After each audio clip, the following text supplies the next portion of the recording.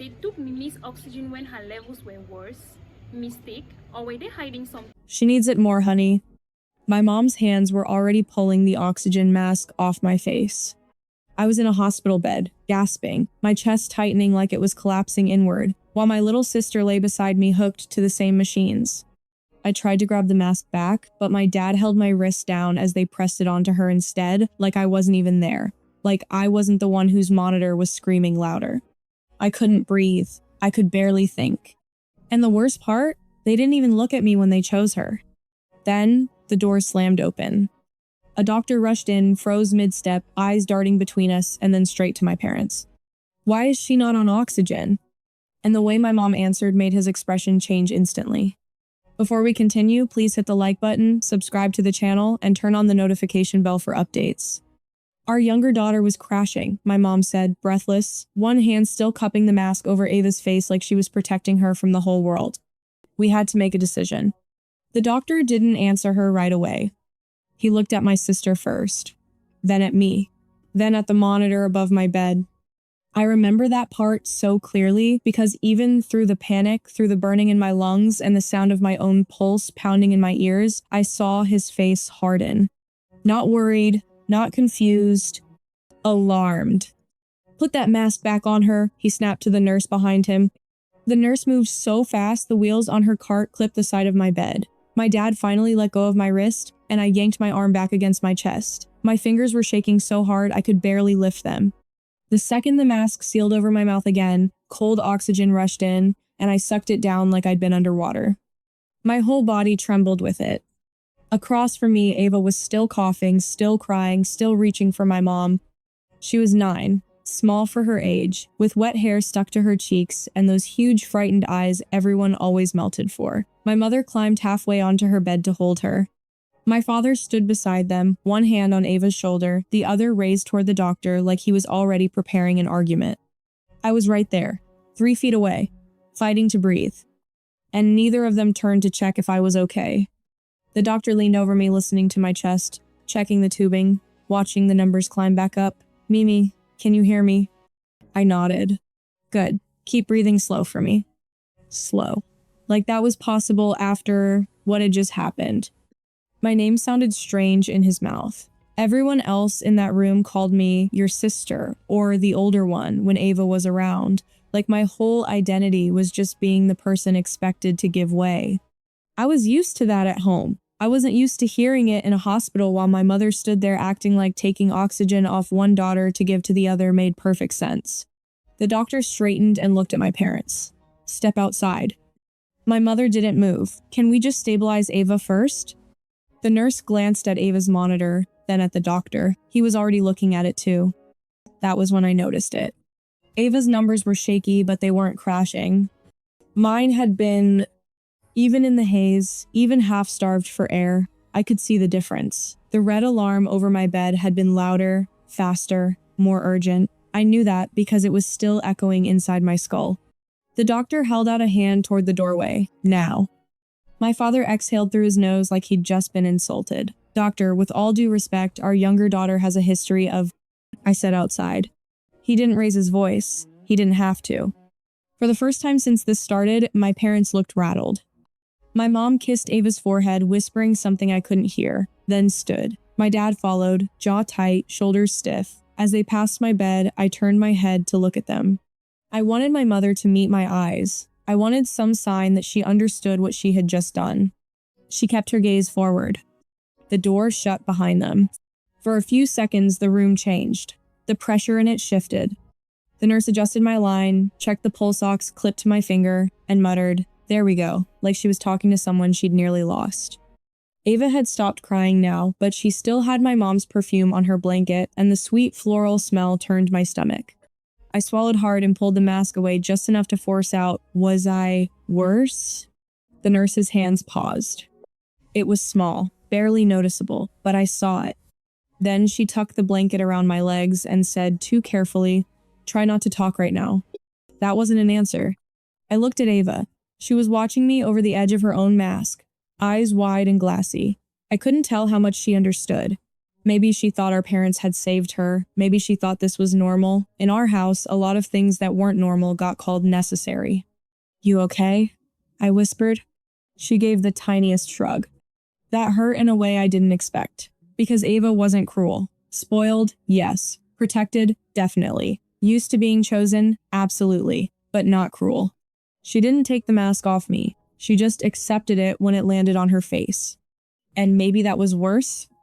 The hallway voices rose, muffled through the door. My dad's voice first low, clipped, defensive. Then my mom's, faster, thinner, almost pleading. Then the doctor again, calm in that way adults get when they're angry enough to stop sounding angry. I could only make out fragments. Not what the chart. "You weren't in here." "That is not your decision to make." A chill worked its way over my skin that had nothing to do with the hospital air, because until that second, some part of me had still been trying to explain it away. Panic, bad judgment. Split-second fear, something awful but human. But if it were that simple, why was the doctor talking to them like that? Why did my mother sound scared? The nurse left for a moment, and I was alone with Ava and the machines. I stared at the ceiling tiles, trying to pull my breathing into something steady, but every inhale dragged one thought back into place. They chose her. Not in theory, not in some vague emotional sense. I'd felt my whole life when Ava got the last word and I got told to be mature. Not at birthdays, not at family dinners, not in all the little ways that had built up over the years until favoritism felt like the wallpaper of our house. They chose her while I was choking for air. The door opened again, and the doctor stepped back in alone. That was the first thing that hit me. No parents, no explanation, just him, a tighter expression, and a clipboard in his hand. He checked Ava, then came straight to me. "Mimi," he said quietly, "I need you to tell me exactly what happened in here before I came in." My throat tightened under the mask. Because the way he asked it told me two things at once. He already knew my parents were lying. And whatever they told him about me, it didn't match. I thought the worst part was over. It wasn't, because now I had to say it out loud. The doctor stood beside my bed, waiting, not rushing me, not filling the silence, just watching, like whatever I said next actually mattered more than what my parents had already told him. I swallowed, my throat still dry. "They took my mask off," I said, my voice thin under the oxygen, and gave it to her. His expression didn't change, but something in his posture did, like a line had just been crossed. "Did anyone instruct them to do that?" he asked. I shook my head. "No nurse? No doctor?" Another shake. Across the room, Ava shifted under her blanket. I glanced at her, then back at him. I tried to grab it back, I added quietly, but my dad held my arm. That part felt heavier to say. The doctor exhaled slowly through his nose, then made a note on his chart. Not rushed, not casual, careful. "Thank you," he said. "That helps." "Helps with what?" Before I could ask, the door opened again. This time, my parents came back in. My mom's eyes went straight to Ava. My dad's went straight to the doctor. "What's going on?" he asked, already defensive. The doctor didn't raise his voice. "I asked you both to wait outside." "And we did," my mom said quickly. "But we need to be here for our daughters." "Daughters," plural. But she was already moving toward Ava again. The doctor stepped slightly to the side, blocking her path not aggressively, just enough to make a point. "I need to clarify some things first." My dad crossed his arms. "Clarify what?" The room tightened again. I could feel it, even lying there. The doctor glanced at both monitors, then back at them. When I entered, Mimi's oxygen saturation was significantly lower than Ava's. Silence. Not confusion, not surprise. Silence. "And yet," he continued, "she was the one without supplemental oxygen." My mom's lips parted, then pressed together. "Like I said, Ava was crashing. You didn't see what happened before you came in." "I'm looking at continuous data," the doctor replied, tapping the chart. "It doesn't show a crash. It shows mild instability manageable. Mimi's readings, on the other hand," he stopped himself, then finished more carefully, "were critical." I felt that word land harder than anything else. Critical. My dad shook his head. "Machines aren't everything. We know our daughter." "Which one?" The question slipped out of me before I could stop it. All three of them looked at me. My heart started pounding again, not from lack of oxygen this time, but from the way the room shifted. Like I'd said something I wasn't supposed to say out loud. My mom recovered first. "Mimi, don't start," she said, her tone soft but tight. "This isn't the time." "When is the time?" I asked, my voice shaking despite how hard I tried to steady it. "Because I stopped," the image hitting me again. Her hands, my mask, Ava's face. "You didn't even look at me." Ava turned her head slightly toward us, eyes flicking between me and our parents. My dad stepped forward. "We made a decision in an emergency." "You made the wrong one," the doctor said, flat. That landed hard. For a second, no one spoke. Then my mom straightened. "With all due respect, you weren't here." "And with all due respect," the doctor replied, "you're not trained to override medical protocol." The words hung in the air like a line drawn in permanent ink. My parents didn't argue immediately this time. They exchanged a look. It was quick, subtle, but I saw it, and something about it made my stomach drop. Because it didn't look like panic. It looked like calculation. The doctor flipped a page on his clipboard. "There's also the matter of reported symptoms," he said. "You told staff that Ava had severe respiratory distress prior to admission." "She did," my mom said instantly. He nodded slightly. "That's not what we're observing." Another pause. This one stretched longer. I felt my fingers curl into the blanket. "Are you saying we're lying?" my dad asked, his voice lower now. "I'm saying," the doctor replied carefully, "that what you reported doesn't fully align with what we're seeing." Not fully align. Not match. Not true. He didn't have to say it directly. We all heard it anyway. My mom's hand tightened around Ava's blanket. Our priority is keeping her safe. Her. Again. I let out a slow breath through the mask, staring at her. "What about me?" She didn't answer right away. And that hesitation said more than anything she could have said out loud. Finally, she looked at me. Really looked at me. And for a second, just a second, I thought I might see something crack. Guilt, regret, anything. But her expression settled into something else entirely. Something controlled. "You're stronger," she said quietly. "You always have been." It wasn't comfort. It wasn't reassurance. It was justification. And that's when it hit me. This wasn't just about who needed the mask more in that moment. Because if it was, why did it feel like they'd already decided who mattered more a long time ago? The doctor closed his clipboard with a soft snap. "I'm going to have a nurse stay in here full time," he said, "and I'll be reviewing both of your charts personally." My dad frowned. "That seems unnecessary." "It's not." The finality in his voice cut off any argument. He turned to leave, then paused at the door, glancing back at my parents. "We'll also need to discuss some discrepancies," he added. Discrepancies. The word lingered long after he walked out. I stared at my parents, my chest rising and falling steadily now, but something else inside me tightening instead. Because whatever they'd told the hospital, whatever story they were sticking to, it didn't match what I'd lived through just minutes ago. And judging by the way they looked at each other, they knew it. I pushed myself up slightly, ignoring the pull of the IV. "You knew I was worse," I said, my voice low but clear now. "Didn't you?" My mom didn't answer. She just looked at me and said, almost under her breath, "You don't understand the full situation." Then she turned away, and that was the first time I realized there was something bigger going on than just that moment. Something they weren't telling me. Something they thought justified letting me struggle to breathe. And I had no idea what it was. I couldn't stop thinking about the word discrepancies.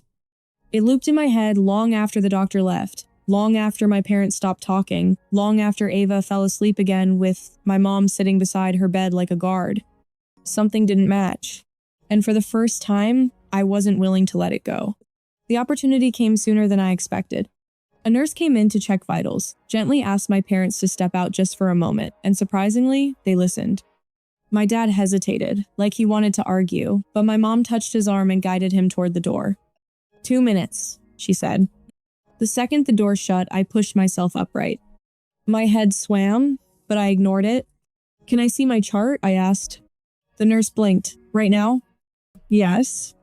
She studied me for a second, really studied me like she was deciding something. Then, without a word, She turned the tablet slightly toward me. "Don't strain yourself," she said quietly. I didn't respond. I was already reading. Numbers, timestamps, notes, but it didn't take long to find what I was looking for. Oxygen saturation levels. My fingers tightened around the edge of the screen. At the exact time I remembered the moment my mom took the mask, my levels had dropped into a range I didn't fully understand, but I didn't need to. There was a red indicator next to it. Critical. Ava's? Lower than normal but stable. No red, no emergency flag. I scrolled further. Physician notes. Patient A, severe hypoxia episode. Patient B, Ava, moderate distress, responsive. My stomach twisted. They knew. Not just the doctor. My parents, they had been told. Before that moment, before the mask, before everything, I looked up slowly. "They were informed, right?" I asked, my voice quieter now. The nurse hesitated. That was enough. "Yes," she said finally. "The attending physician briefed them when you were admitted." There it was. No confusion, no misunderstanding. They didn't guess. They didn't panic blindly. They chose. The door handle rattled and I quickly leaned back as my parents walked in again. My mom's eyes went straight to me, sharp, searching. "What were you doing?" she asked. "Nothing," I said, but it came out too fast. She didn't believe me. I could tell by the way her expression tightened, the way her gaze flicked to the nurse, then back to me. The nurse stepped in smoothly. "Just routine checks," she said, then excused herself. Now it was just us again. The air felt heavier, different, because now I knew something they didn't know I knew. I pulled the mask down just enough to speak clearly. "You were told I was worse." My dad's jaw tightened immediately. "Mimi." "No," I cut in, my voice sharper than I expected. "Don't. Just answer me."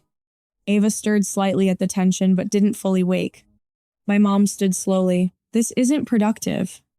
"It's the truth," I said. "You knew my oxygen was lower. You knew I was the one crashing." Silence.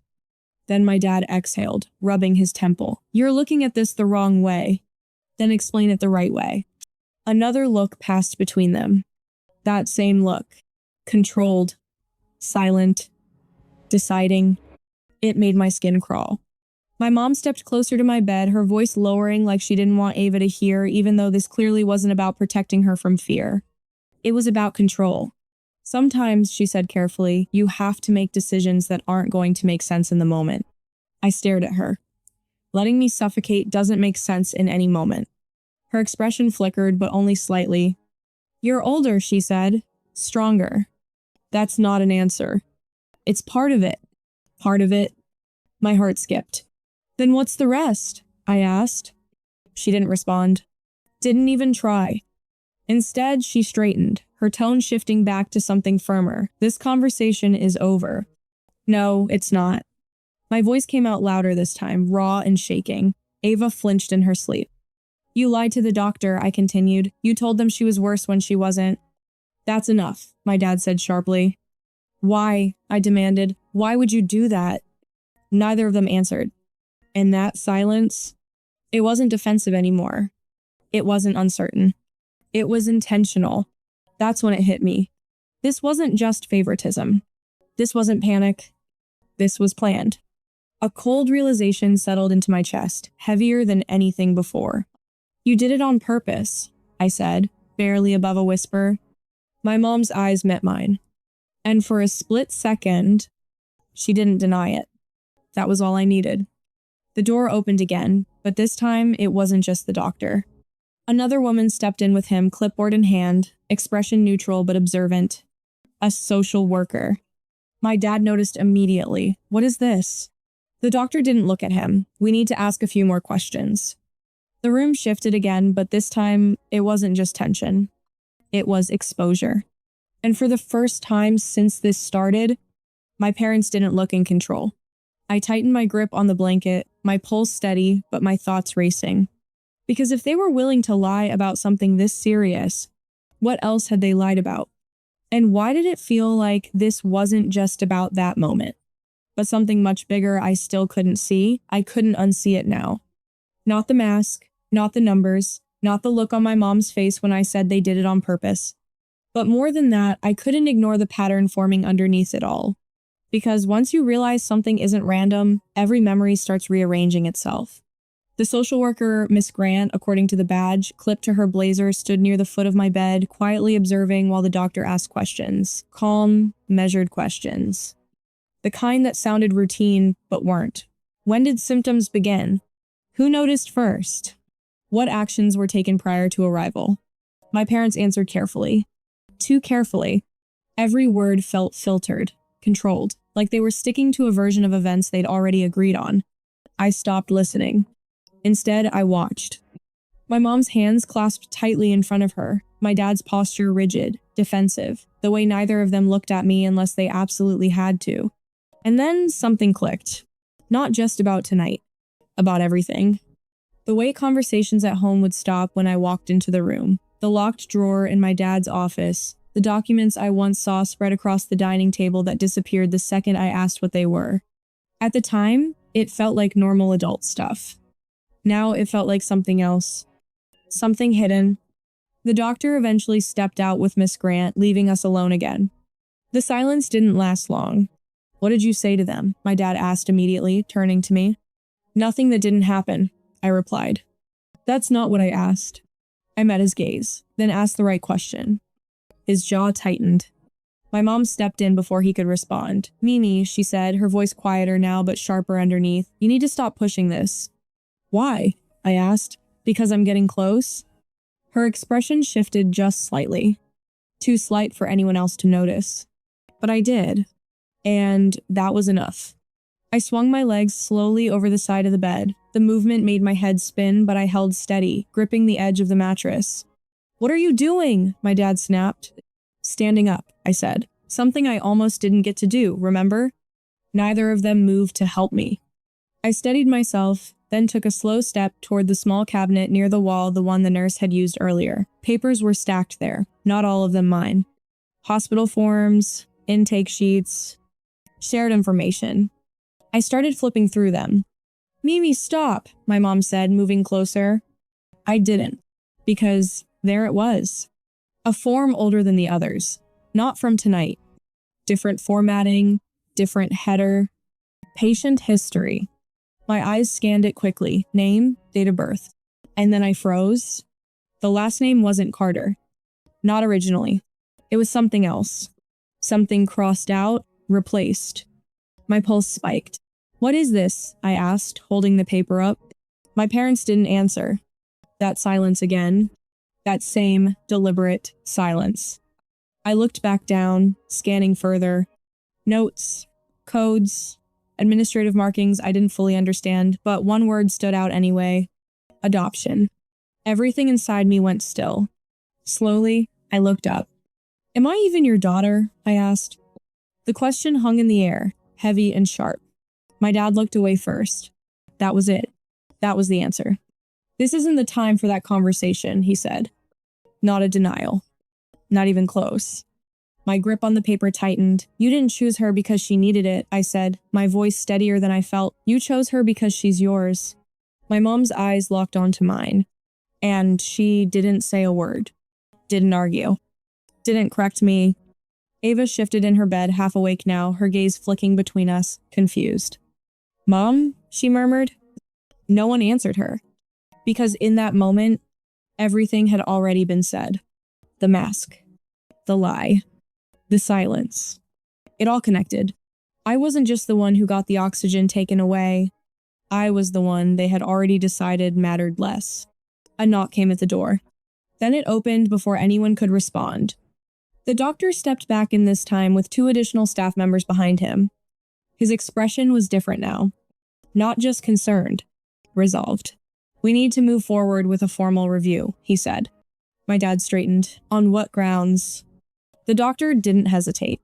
On the grounds that a medically critical patient was deliberately deprived of oxygen, he said, his voice firm, based on information that doesn't align with observed data.